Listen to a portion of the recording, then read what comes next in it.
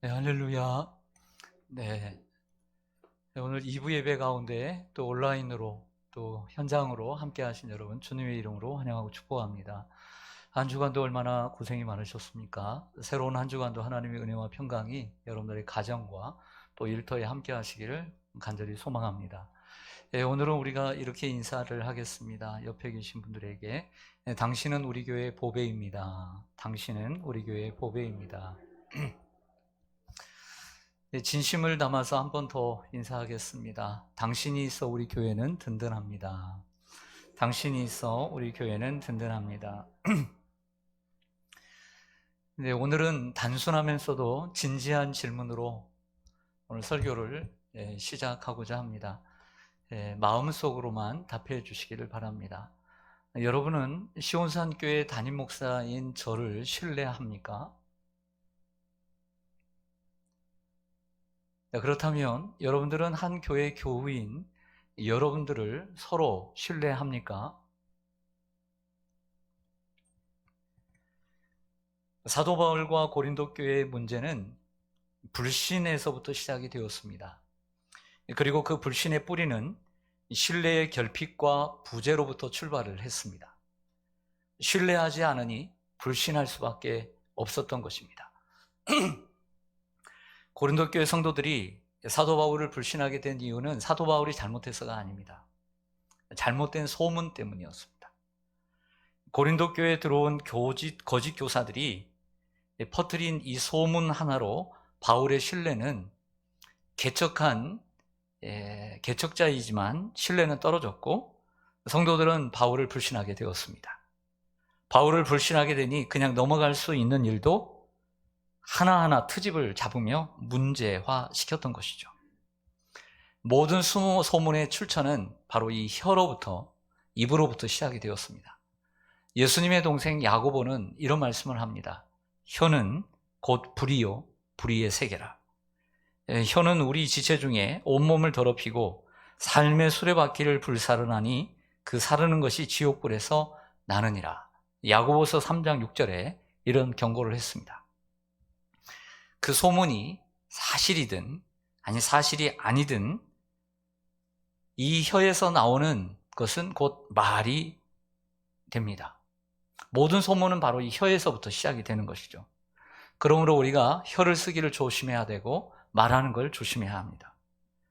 예를 들어서 누군가가 여러분들에게 제3자에 대해서 이야기를 했는데 좋지 않은 이야기를 했어요.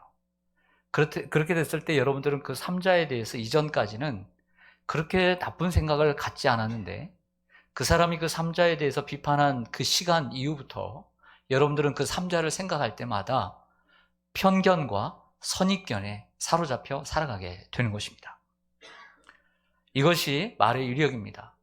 말에는 긍정적인 힘도 있지만 이처럼 부정적인 위력도 있습니다. 요즘 시대는 말보다는 인터넷 시대가 되어서 이 글로서 그 영향이 아주 파급되는 경우들이 많이 있습니다. 연예인들뿐만 아니라 정치인들 그리고 유명한 인사들은 악플의 대상이 되기 쉽고 그리고 억울한 오해를 받기도 합니다. 옛날 3, 40년 전 같으면 많은 연예인들이 거기에 하나하나 대꾸하지 않고 넘어갔습니다.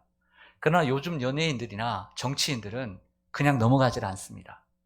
왜 넘어가지 않느냐면 그 글 하나의 파급 효과가 자기가 지금까지 쌓아온 모든 신뢰를 무너뜨릴 수 있는 영향이 있다고 생각하기 때문입니다.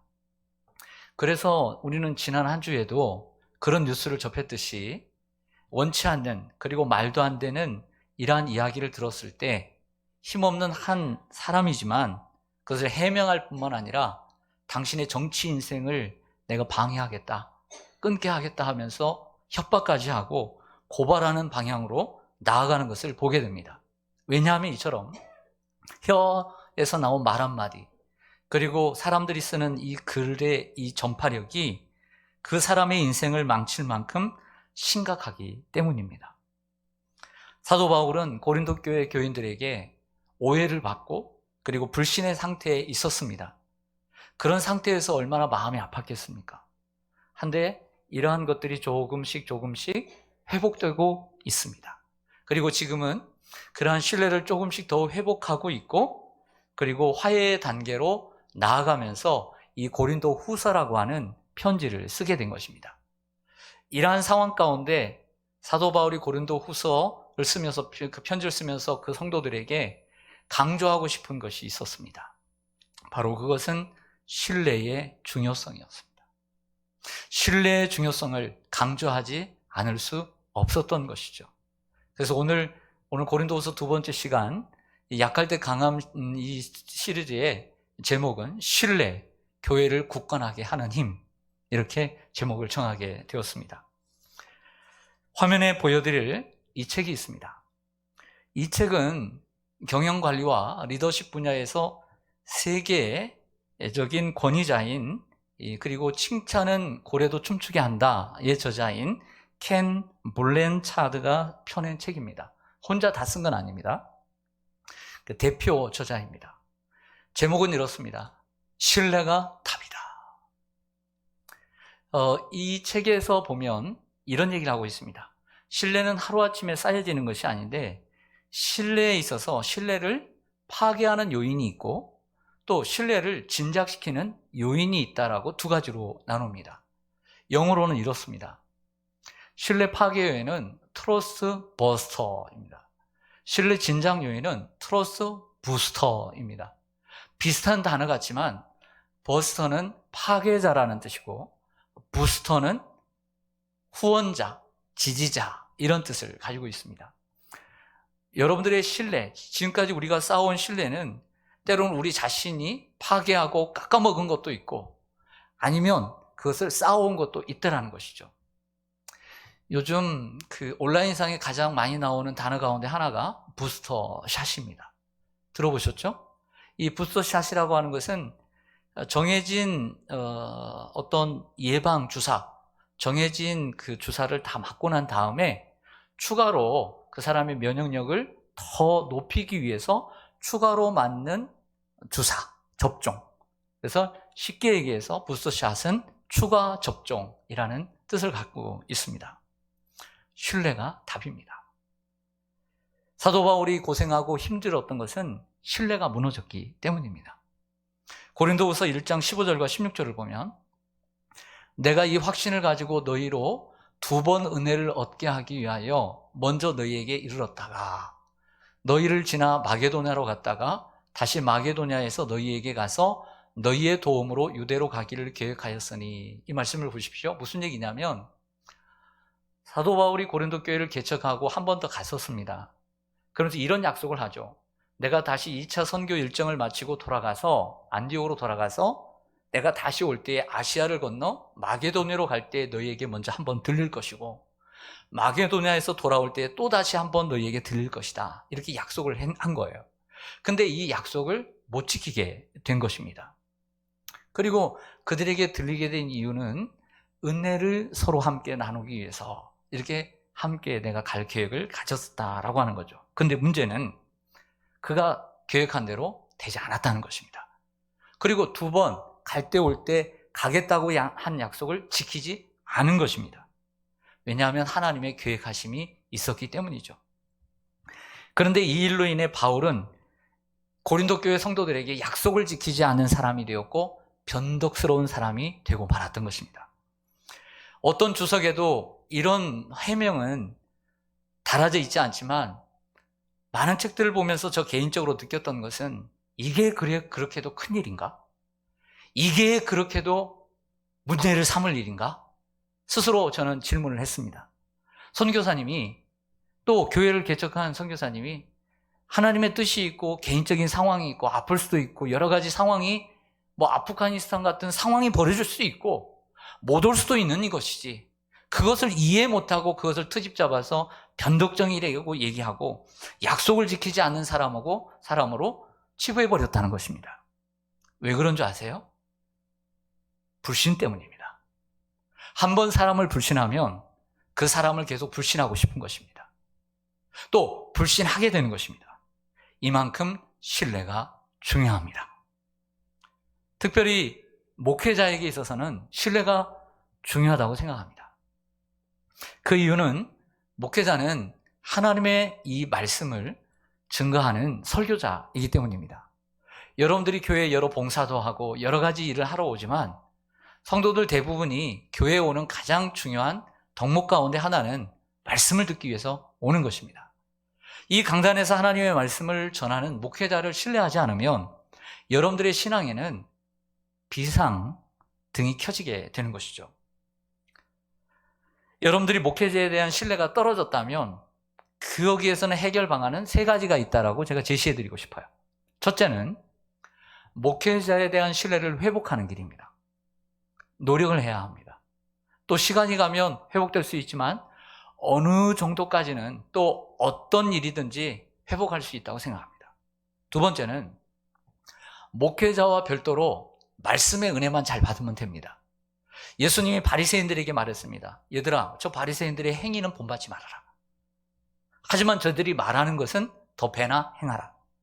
바리새인은 바리새인 바라보지 말고 바리새인들이 하는 말을 들으라 하는 것처럼 목회자 너무 그 삶을 너무 말이나 언행을 너무 마음에 두지 말아라.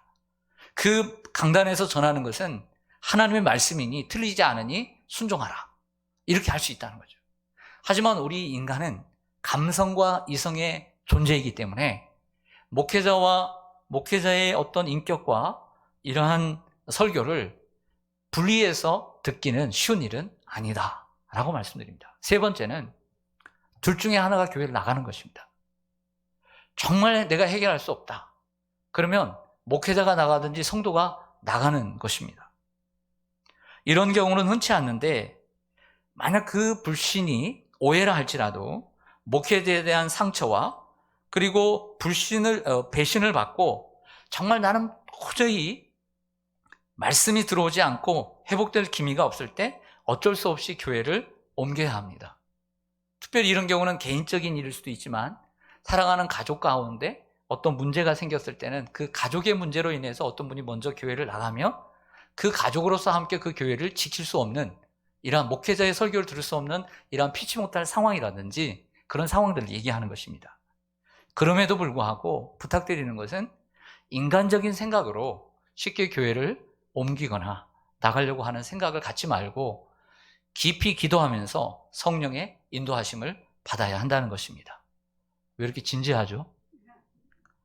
원래 제가 진지하지만 신뢰는 참으로 중요합니다. 또 일상적인 삶에도 보면 신뢰를 하고 우리가 서로 살아가게 되면 행복해요. 같이 사는 가족과 같이 일하는 직장인과 맨날 부딪히는 사람을 불신해 보세요. 늘 뭘 하나 맡겨도 불안해서 못 살아요.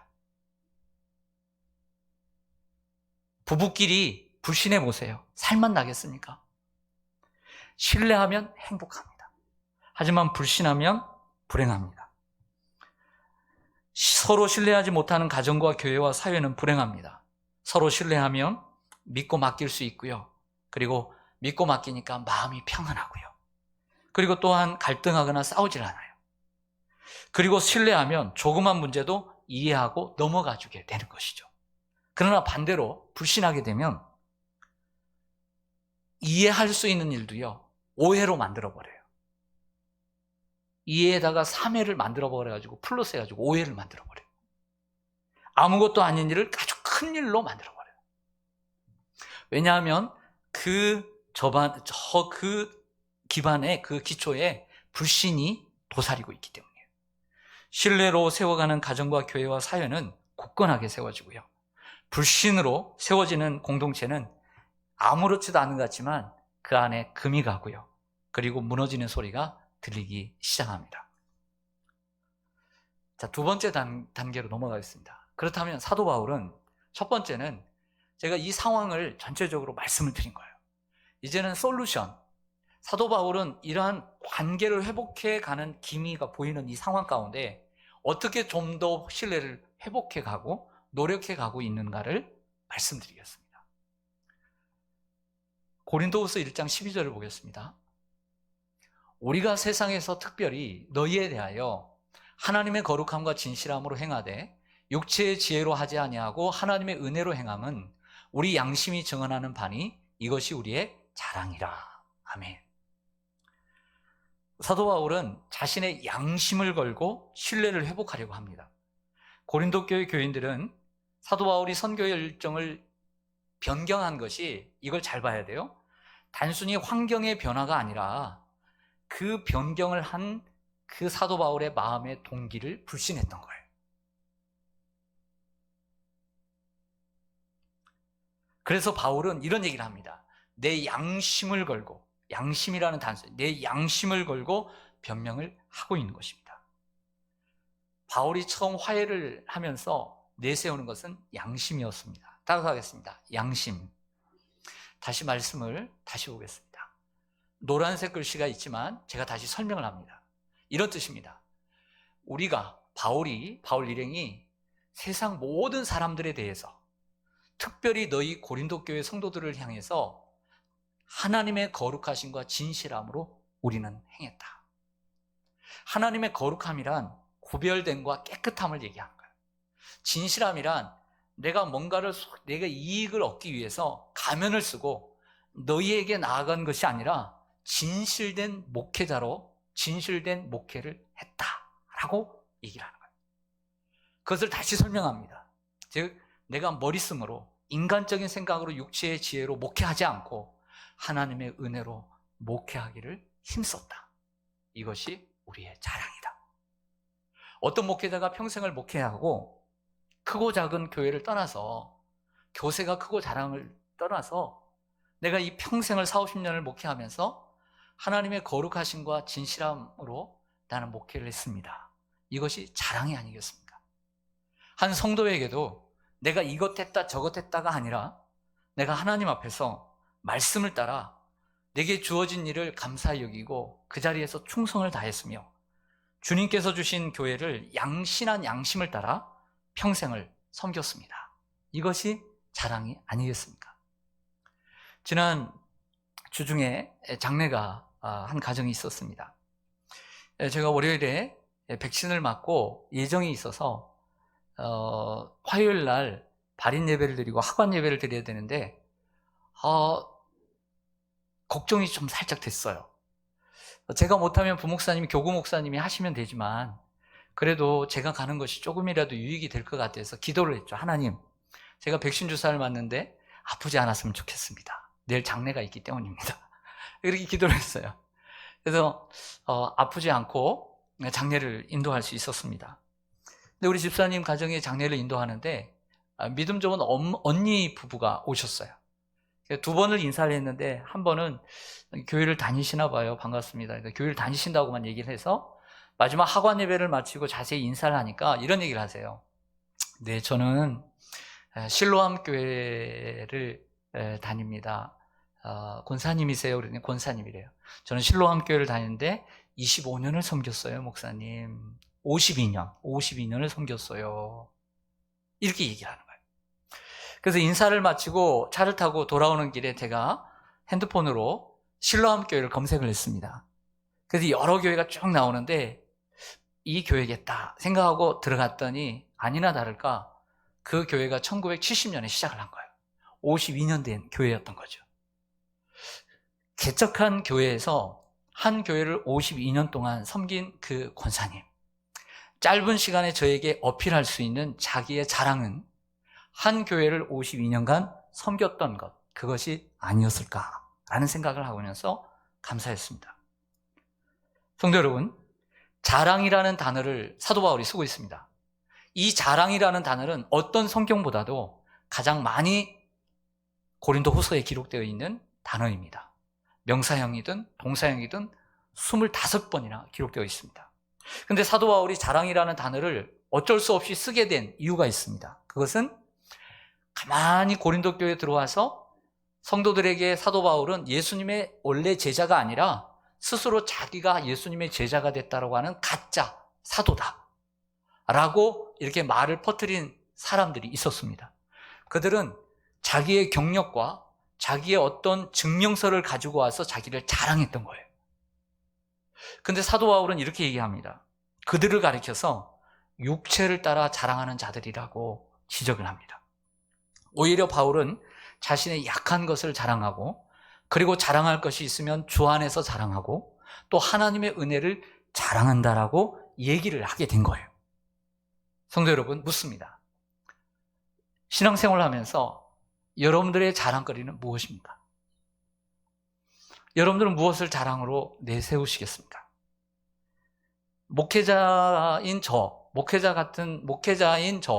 목회자들이 자랑할 때 교회 교세를 자랑할 겁니다. 때로는 코로나 상황에도 우리는 헌금이 많이 줄지 않고 도리어 11조가 더 나왔다라는 것을 자랑하는 분도 만났습니다. 또한 성도들의 학력인 수준이 높고 또 재산 정도가 우리가 많아서 이런 것을 자랑할 수 있을 것입니다. 그러나 어찌 목회자의 자랑이, 이런 자랑이 어찌 진정한 자랑이 되겠습니까? 성도들이 하나님의 거룩함과 진실함으로 행하고 세상을 살아가면서 인간의 지혜로 살지 않고 하나님의 은혜를 따라 살아간다. 비록 힘들고 어렵고 가난하다 할지라도 믿음 안에서 진리 안에서 살아가는 성도들을 자랑해야 될 줄로 믿습니다. 예레미야 선지자는 예레미야 9장 23절과 24절에서 자랑에 대한 우리가 꼭 기억해야 될 만한 말씀을 합니다. 여호와께서 이와 같이 말씀하시되 지혜로운 자는 그의 지혜를 자랑하지 말라. 용사는 그의 용맹을 자랑하지 말라. 부자는 그의 부함을 자랑하지 말라. 자랑하는 자는 이것으로 자랑할지니 곧 명철하여 나를 아는 것과 하나님을 아는 것과 하나님은 사랑과 정의와 공의를 땅에 행하시는 자인 줄을 깨닫는 것이라. 나는 이 일을 기뻐하노라. 여호와의 말씀이냐. 올해 우리 표어가 하나님을 기쁘시게 하는 교회입니다. 하나님을 기쁘시게 하는 일이 우리 주위에 널려 있습니다. 천지입니다. 그 가운데 하나가 무엇이냐면 하나님의 은혜를 자랑하는 거예요. 그 하나님께서 행하신 것을 자랑하는 것. 자랑만 잘해도 내가 그 바른 자랑을 듣고 하나님이 내가 기뻐하노라 그랬잖아요. 여러분들이 자랑만 잘해도 하나님을 기쁘시게 하는 성도가 되는 줄로 믿습니다. 그러나 자랑을 잘못하면 하나님이 기뻐하시잖아요. 그래서 자랑을 잘하면 하나님이 기뻐하시는 일이 되는 거예요. 때로는 크지 않아요. 별거 아니에요. 하나님을 자랑하면 그것이 하나님이 기뻐하시는 일이 되는 것이죠.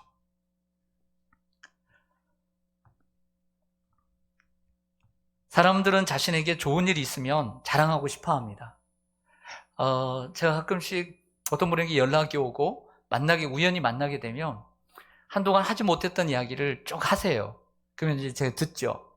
그러면 이런 얘기를 꼭 하세요. 목사님, 남한테는 못하는데 제가 좀 목사님 만나서 자랑을 하고 싶어요.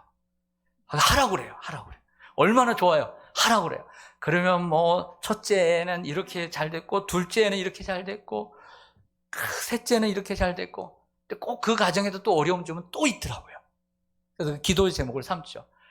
더 자랑하라고. 내가 다 들어주겠다고. 어디 가서 다른 성도님들 어려운데 어떻게 자랑하겠어요? 자랑을 들어줍니다. 부탁합니다. 저에게 자랑하십시오. 정말 좋은 일 있으면 자랑하십시오. 그리고 한마디 덧붙입시오. 하나님의 은혜로 첫애가 이렇게 잘 되고, 둘째가 이렇게 잘 되고 있고, 셋째가 이렇게 잘 되고 있다고 한마디 해주시길 바랍니다. 좋은 학력을 가지고 있으면 학력을 자랑하고 싶어 하죠. 힘이 있으면 힘을 자랑하고 싶어 하고요. 가진 것이 많으면 자신의 소유를 자랑하고 싶은 건 당연한 것입니다. 사람들은 자기 가문도 자랑하고 자녀도 자랑하고 외모도 자랑하고 싶어 합니다. 충분히 이해가 갑니다. 하지만 그것을 주신 하나님을 자랑해야 합니다. 우리 가정에게 나에게 베푸신 하나님의 그 사랑과 공의와 정의를 자랑하는 여러분들 되시기를 바랍니다. 갈라디아서 6장 14절에 사도 바울은 이렇게 말합니다. 같이 읽죠. 시작. 그러나 내게는 우리 주 예수 그리스도의 십자가 외에 결코 자랑할 것이 없으니. 아멘.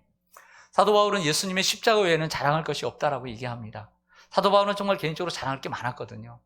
근데 그 이유는 나를 구원하신 구원자 되신 예수님의 그 은혜를 늘 자랑하겠다라고 하는 말일 것입니다.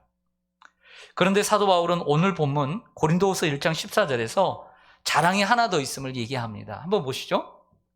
이 얘기하려고 그래요. 너희가 우리를 부분적으로 알았으나, 그전에는 온전히 알지 못했다. 사람을 부분적으로 아니까 비판하는 거예요. 신뢰를 못하고. 전체적으로 알아야 되는 건데, 우리 주 예수의 날에는 너희가 우리의 자랑이 되고 바울의 자랑이 되고 또한 바울이 여러분들의 자랑이 되는 것이라 라고 얘기를 하는 것이죠. 바울과 성도들이 그랬듯이 저와 여러분도 서로에게 자랑이 되기를 간절히 소망합니다. 서로를 자랑하는 것은 왜냐하면 생각해보세요. 사도 바울이 서로의 신뢰를 회복하기 위해서 노력한 것이 무엇이냐면 제 생각인데 맞았으면 좋겠어요. 나중에 사도 바울에게 물어봐야 될 텐데 자랑을 통해서 신뢰를 회복하려고 그랬어요. 여러분들이 어디 가서 교회를 자랑한다면요, 저를 자랑한다면 적어도 여러분들이 저를 신뢰하고 있다는 증거가 되는 거예요.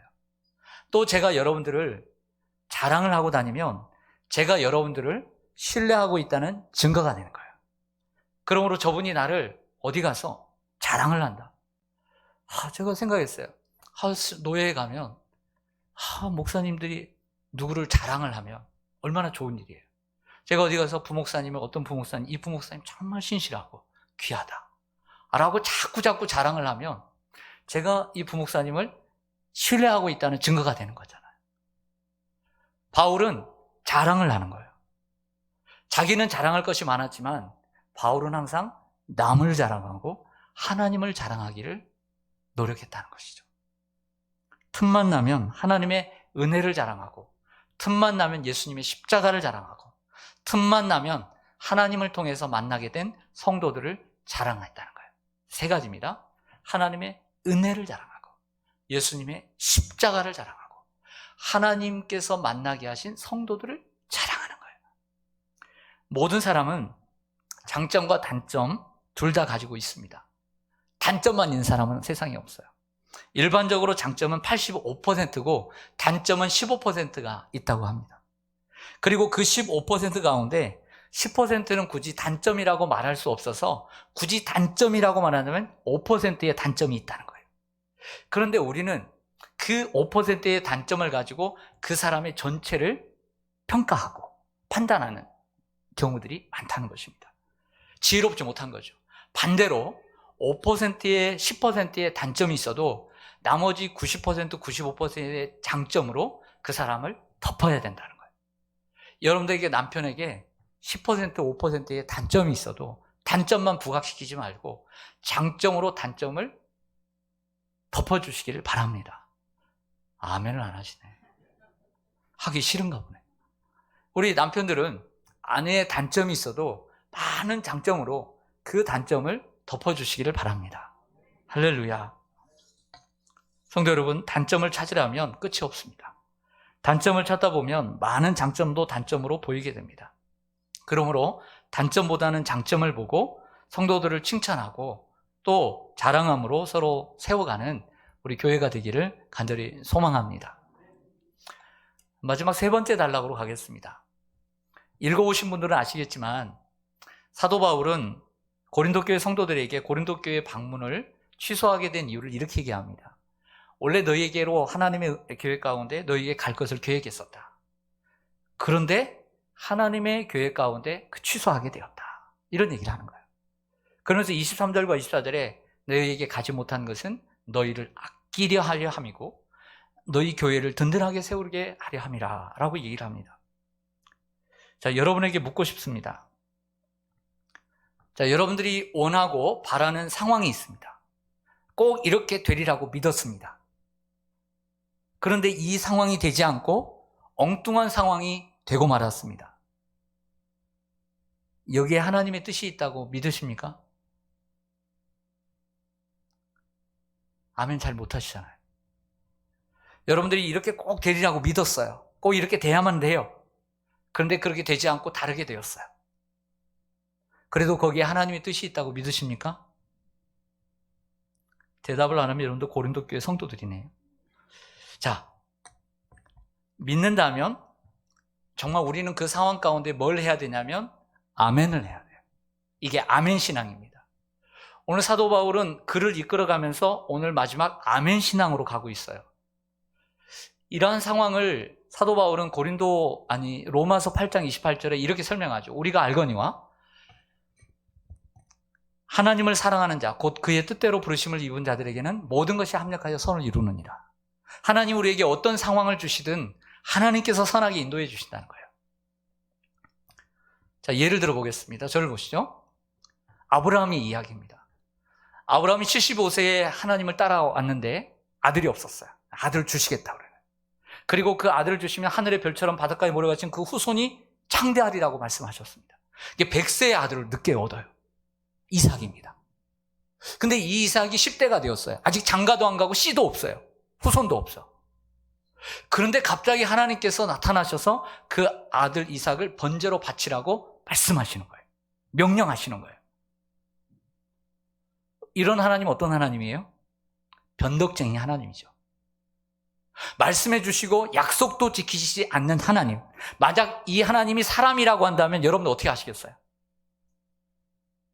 약속도 안 지키고 변덕쟁이다. 그런데 아브라함은 어떻게 하냐면 아멘해요. 순종해요. 하나님의 뜻을 믿었기 때문이에요. 드립니다. 결국 하나님은 아브라함에게 복을 주시고 그리고 그를 믿음의 조상으로 세워주신 줄 믿습니다. 오늘 본문에 보면 사도 바울은 갑작스럽게 믿부신 하나님을 들고 나오죠. 이유가 거기에 있습니다. 믿부시고 신실하신 하나님과 그 하나님께 아니요 아니요가 아니라 예스 예스 아멘 아멘 했던 이 반응하신 예수님에 대한 이야기를 하고 있는 거예요. 고린도후서 1장 18절과 19절에 보면 하나님은 믿부시니라. 우리가 너희에게 한 말은 예하고 아니라함이 없노라. 우리 곧 나와 실로아노와 디모데로 말미암아 너희에게 가운데 전파된 하나님의 아들 예수 그리스도는 하나님 앞에서 예하고 아니라함이 되지 아니하셨으니 그에게는 예만 되었느니라 라고 말씀합니다. 아브라함보다 더 모순적 상황에 들어가 있는 분을 한 분 더 소개합니다. 예수님입니다. 예수님은 요한복음 1장에 말씀한 것처럼 하나님과 함께 세상을 창조하신 창조주이십니다. 크리에이터입니다. 그런데 이 만물의 창조주이신 하나님의 아들 예수 그리스도가 온 세상의 죄인을 구원하기 위해서 하나님의 명령을 받아 이 땅에 파송을 당합니다. 이 땅에 사시다가 고난을 받고 십자가에 못 박혀 죽으시죠. 예수님은 온 세상을 구원하러 오셨는데 자기가 죽어버리는 거예요. 말이 안 되는 거죠. 그래서 옆에 있던 사람들이 뭐라고 해요? 야, 네가 온 세상을 사람을 구원하러 왔다며 사람을 구원하러 오면서 네가 죽어? 네가 정말 하나님의 아들이거든? 내려와봐. 생각나시죠? 조롱했던 거예요. 예수님은 자신이 세상을 구원하러 온 구원자임에도 불구하고 자신을 죽게 하시는 하나님 앞에 순종함으로 예하고 아멘하고 죽으신 거예요. 모순적인 상황에서도. 아브라함도 모순적인 상황이고 예수님도 모순적인 상황이지만 순종했다는 거예요. 바울이 하고 싶은 이야기가 바로 이것입니다. 20절에 보면 하나님의 약속은 얼마든지 그리스도 안에서 예가 되니 그런즉 그로 말미암아 우리가 아멘 하여 하나님께 영광을 돌리게 되느니라. 이 말씀은 고린도 교회 성도들에게 하는 말이에요.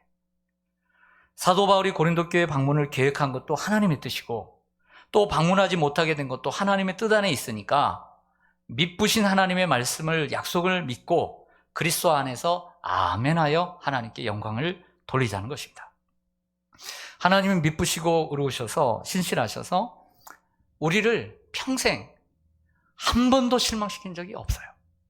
어떠한 상황 속에서도 그러므로 하나님을 우리가 신뢰하고 순종하며 따라가자는 말씀인 것이죠. 여러분 한번 따라서 해주시기 바랍니다. 자, 이제는 실천 사항입니다. 따라서 해주세요. 아멘. 다시 한번요. 아멘. 다시 한번요. 아멘. 네, 아멘을 잘 못하는 분들은 훈련을 해야 돼요. 훈련을. 아멘이라는 말은 구약 성경에 쓰였던 히브리어로 된 히브리어입니다. 이 히브리어로 된 것으로 어떤 사람의 말을 내가 동의하고 수용한다는 뜻으로 신약 성경에는 특별히 요한복음에서는 진실로라는 번역이 많은 것처럼 그 진실로가 아멘입니다. 진실로 내가 그렇게 되기를 원합니다 라는 뜻이 아멘인 것이죠. 그래서 기도를 할 때도 아멘으로 반응하고 설교를 할 때도 아멘으로 반응하는 것이죠. 사람이 마음으로 믿어 의에 이르고 입으로 신하여 구원에 이른다고 했어요. 마음으로만 되는 게 아니에요. 축복은 입을 열어 받게 되는 거예요. 축복의 문은 입을 열어서 구원을 받고 입을 열어 하나님의 축복을 받아들인 줄 믿습니다. 입을 열어야 돼요. 아멘 하지 못하고 주님 부르지 않는 사람에게 우리가 당신에게 구원이 있습니까? 말합니까? 절대 그럴 수가 없는 거예요. 하나님을 선생님이 아니라 성인이 아니라 하나님 내 아버지 주여라고 부를 줄 알아야 돼요. 그리고 아멘으로 동의할 줄 알아야 되는 것이죠. 아멘 하는 것도 우리에겐 큰 축복입니다. 먼저 아멘을 하게 되면요, 거기에 공감이 이루어져요. 그리고 내가 아멘 했으니까 그 말씀대로 살아가고 싶고 실천하고 싶어하는 이러한 의욕이 생기게 되는 것이죠. 또한 아멘을 생활하는 사람은 예스맨이 되어서 순종을 잘할 뿐만 아니라 밝은 긍정의 에너지를 그가 속한 공동체에 심어주는 아주 귀한 역할을 하는 사람이 되는 거예요. 이야기 하나 하고 마치겠습니다.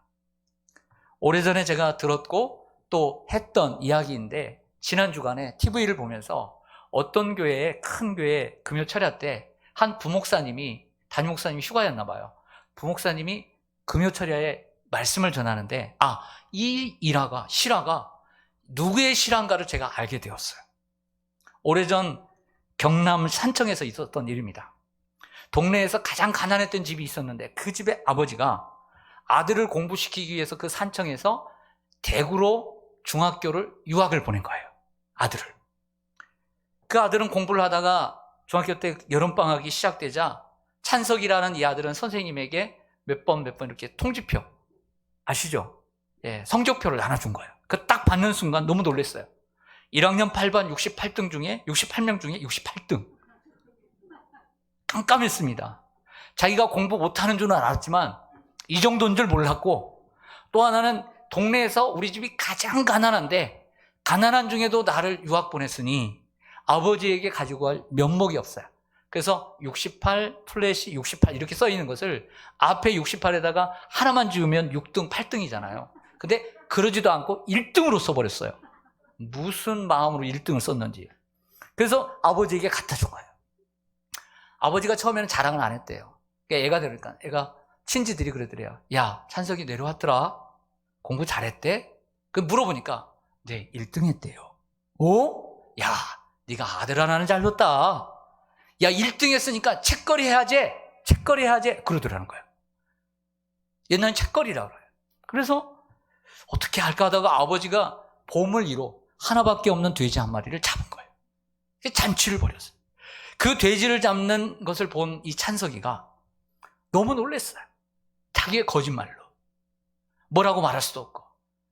그래서 매일날 여름이니까 미역을 갖다가 강물로 뛰어들었어요. 강물로 뛰어들어서 머리를 쳐박고 숨을 안 쉬었어요.